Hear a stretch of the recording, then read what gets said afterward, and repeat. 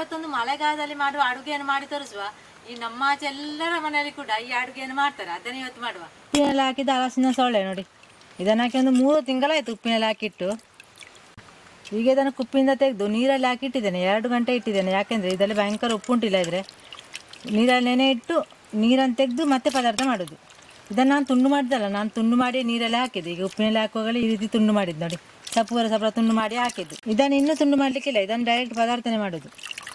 ಸ್ವಲ್ಪ ಹಲಸಿನ ಬೀಜ ಕೂಡ ತಗೊಂಡಿದ್ದೇನೆ ನೋಡಿ ಇಷ್ಟು. ಇದನ್ನು ಸ್ವಲ್ಪ ಜಜ್ಜಿ ಈ ಥರ ಸಿಪ್ಪೆಯನ್ನು ತೆಗಿಲಿಕ್ಕೆ ಉಂಟು. ಇದಕ್ಕೆ ಸಿಪ್ಪೆ ತೆಗೆದು ಹಾಕುವ.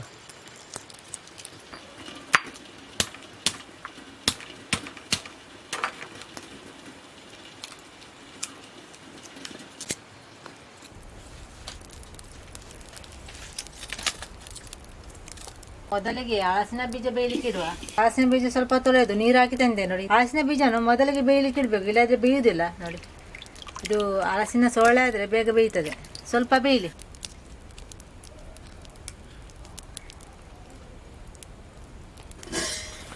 ಹಲಸಿನ ಬೀಜ ಅರ್ಧ ಬೆಂದಿದೆ. ಈಗ ಹಲಸಿನ ಸೊಳ್ಳೆ ಹಾಕುವ. ನೀರೆಲ್ಲ ತೆಗೆದು ತಂದೇನೆ. ಉಪ್ಪು ಕೂಡ ಜಾಸ್ತಿ ಇಲ್ಲ, ಈಗ ಎಲ್ಲ ಹೋಗಿದೆ ಉಪ್ಪು.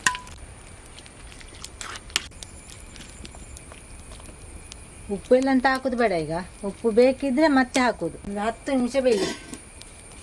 ಮಸಾಲ ರೆಡಿ ಮಾಡುವ. 8 ಒಣಮೆಣಸು ಉಂಟು, ಜಾಸ್ತಿ ಬೇಡ, ಜಾಸ್ತಿ ಆಗಿದೆ ಖಾರ ಆಗ್ತದೆ. 3 ಚಮಚ ಕೊತ್ತಂಬರಿ ಬೀಜ, 1 ಚಮಚ ಜೀರಿಗೆ, ಹುಣಸೆಹಣ್ಣು ಸ್ವಲ್ಪ ಹಾಕಬೇಕು, ಜಾಸ್ತಿ ಬೇಡ, ಜಾಸ್ತಿ ಹಾಕಿದೆ ಹುಳಿ ಆಗ್ತದೆ ಪದಾರ್ಥ. 5 ಬೆಳ್ಳುಳ್ಳಿ ನೋಡಿ, 5 ಸಾಕು. 1 ಈರುಳ್ಳಿ, ಸ್ವಲ್ಪ ಅರಶಿನ ಹುಡಿ. ಇದನ್ನು ಯಾವುದನ್ನು ಕೂಡ ಫ್ರೈ ಮಾಡಲಿಲ್ಲ, ನಿಮಗೆ ಬೇಕಿದೆ ಎಣ್ಣೆಯಲ್ಲಿ ಫ್ರೈ ಮಾಡಿ ಹಾಕ್ಬೋದು. ಸ್ವಲ್ಪ ನೀರು ಹಾಕಿ ಗ್ರೈಂಡ್ ಮಾಡುವ ನೈಸಾಗಿ. ಗ್ರೈಂಡ್ ಆದ್ಮೇಲೆ 1 ತೆಂಗಿನಕಾಯಿನ ತುರಿದು ಅಂದೇನೆ. ಇದನ್ನು ಕೂಡ ಸ್ವಲ್ಪ ಗ್ರೈಂಡ್ ಮಾಡಿದ್ರೆ ಸಾಕು. ಅಂದ್ರೆ 1 ಸುತ್ತು ಮಿಕ್ಸಿಯನ್ನು ತಿರುಗಿಸಿದ್ರೆ ಸಾಕು. ಒಂದು 10 ನಿಮಿಷ ಆಯ್ತು ಬೇಯಲಿಕ್ಕೆ ಇಟ್ಟು. ಒಂದು 5 ನಿಮಿಷದಲ್ಲಿ ಹೀಗೆ ಮಗಿಚಬೇಕು, ಇಲ್ಲಾದ್ರೆ ತಳ ಹಿಡಿತದೆ ನೋಡಿ. ಈ ರೀತಿ ರುಬ್ಬಿದ ಮಸಾಲ ಹಾಕುವ. ಮತ್ತೆ ತೆಂಗಿನಕಾಯಿಯನ್ನು ನೈಸಾಗಿ ರುಬ್ಬಾರ್ದು. ಹಲಸಿನ ಸೊಳ್ಳೆಯಲ್ಲಿ ಉಪ್ಪು ಉಂಟು, ಹಾಗೆ ಉಪ್ಪು ಹಾಕಲಿಲ್ಲ. ಇದರ ಪದಾರ್ಥ ಮಾಡುವಾಗ ಉಪ್ಪು ಕಡಿಮೆ ಆದರೆ ಹಾಕ್ಕೊಂಡ್ರೆ ಆಯಿತು. ಸ್ವಲ್ಪ ನೀರು ಹಾಕುವ, ಸ್ವಲ್ಪ ಗಟ್ಟಿ ಉಂಟು ನೋಡಿ, ಮಸಾಲ ಎಲ್ಲ ಬೇಯಬೇಕಲ್ಲ ಅದಕ್ಕೆ.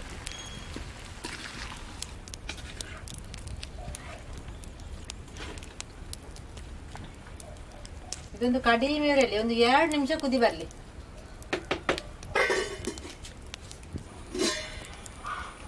ಕುದಿ ಬಂದು ಸಾಕು.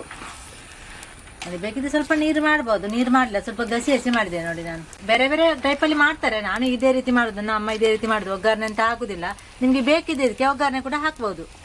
ಈ ಗಂಜಿ ಊಟಕ್ಕೆ ಅಂತೂ ಸೂಪರ್ ಆಗ್ತದೆ ಇದು. ಮತ್ತೆ ನಿಮ್ಮ ಮನೇಲಿ ಹಲಸಿನಕಾಯಿ ಇದ್ರೆ ಈ ರೀತಿ ಉಪ್ಪಿನಲ್ಲಿ ಹಾಕಿದ್ದು ನೀವು ಸೊಮ್ಮೆ ಮಾಡಿ ನೋಡಿ ಇದೇ ರೀತಿ ಪದಾರ್ಥ.